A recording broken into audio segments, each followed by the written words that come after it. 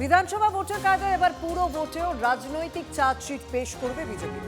কলকাতা পুরো ভোটের প্রচারে সব তৃণমূলের কাউন্সিলরের বিরুদ্ধে চার্জশিট পেশের সিদ্ধান্তের কথা জানালেন সুকান্ত মজুমদার। তৃণমূল কাউন্সিলরদের দুর্নীতির তালিকা থাকবে বিজেপির চার্জশিটে। পুরো ভোটের প্রার্থী বাছাইয়ের ক্ষেত্রে এসওপি তৈরি হবে, স্বচ্ছ ভাবমূর্তিতে জোর দেবে দল, জানালেন সুকান্ত মজুমদার। এনডিএ নয়, পুরো ভোটে রাজ্যে একাই লড়বে বিজেপি।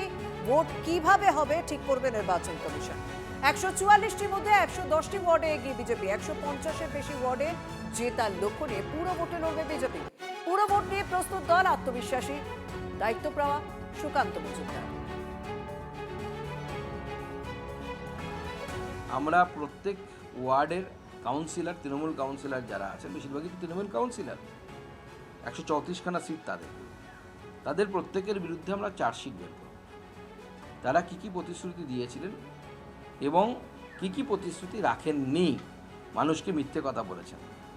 আমরা আর একটা চেষ্টা করছি যে কাউন্সিলরের কার কার আঙুল ফুলে কলা গাছ তো সবার হয়েছে, কার কার সিঙ্গাপুরি কলা গাছ হয়েছে আর কার কার মানিক কলা গাছ হয়েছে, বা চিনি আতপ কলাটা কি বলে, মানে ছোট কলা হয়েছে গাছ হয়েছে কার, আর কার কার বড় কলা গাছ হয়েছে। গণতন্ত্রে জনগণের ভার্ডিক্ট হচ্ছে সব থেকে বড় কথা। আজকে মমতা বন্দ্যোপাধ্যায় হেরে গেলেন, এর থেকে বড় শাস্তি আর কি হয়? আগামী দিনে অভিষেক বন্দ্যোপাধ্যায় হারবেন যদি ভোটে দাঁড়ান সাহস করে, তাহলে এর থেকে বড় শাস্তি কি হতে পারে? যে ভোটেই দাঁড়ান না কেন, ওনাকে হারানোর জন্য আমরা রেডি হয়ে আছি। উনি যেখানে দাঁড়াবেন অনে মনে জনজঙ্গলে, আমরা সেখানেই যাবো, চিন্তা নেই হারানোর জন্য। হাওড়ার পাঁচলায় তৃণমূল নেতাকে বেধড়ক মার, চলল ডিম হামলা। তৃণমূল নেতার বিরুদ্ধে ভরে ভরে অভিযোগ। তৃণমূল বিধায়ক ঘনিষ্ঠ নেতা দুর্গাপদ ঘরার বিরুদ্ধে সিন্ডিকেটের হয়ে কাজ করার অভিযোগ রয়েছে। আবাস যোজনা, 100 দিনের কাজের টাকায় কাটমানি নেওয়া, বেআইনিভাবে জমি ও পুকুর দখলের অভিযোগ এই তৃণমূল নেতার বিরুদ্ধে। প্রতিবাদ করলে গ্রামবাসীদের মারধর করা হতো বলে এমনই অভিযোগ ওঠে। বুধবার স্থানীয়দের ক্ষোভের মুখে পড়েন এই দুর্গাপদ ঘরা। তৃণমূল নেতাকে আটক করেছে পুলিশ।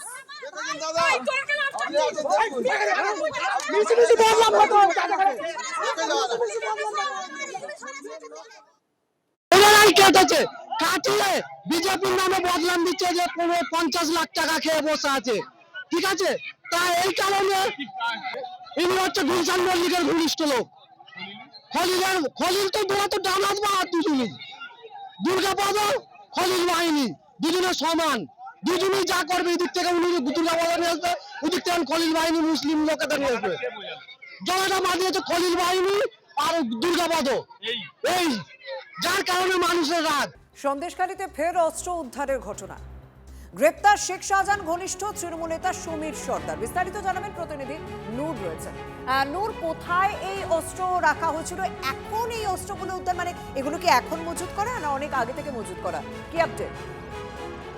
দেখো, সন্দেশখালীর দাপুটে তৃণমূল নেতা, এলাকার বাহুবলী নামে পরিচিত শেখ শাহজাহানের ঘনিষ্ঠ সমীর সর্দার, তার বাড়ি লাগোয়া যে পুকুর থেকে উদ্ধার হয়েছে কিন্তু আগ্নেয়াস্ত্র কার্তুজ। সন্দেশখালী থানার পুলিশ, বসিরহাট জেলা পুলিশের এসওজি এবং সিভিল ডিফেন্সের কর্মীরা কিন্তু ওই যে সমীর সর্দার তৃণমূল নেতা, তার বাড়ি লাগোয়া যে পুকুরে নামার পরে কিন্তু চক্ষু চড়ক গাছ। এলাকাবাসীরা যেটা কিন্তু আশা করেনি, ঠিক সেই ঘটনা ঘটলো। কি ঘটনা ঘটলো?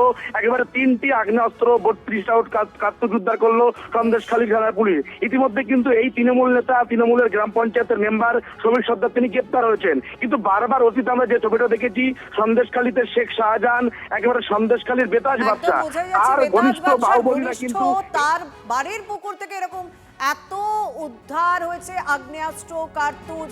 স্বাভাবিকভাবেই প্রশ্ন ওঠে যে কেন মজুত করা হয়েছিল। ধন্যবাদ।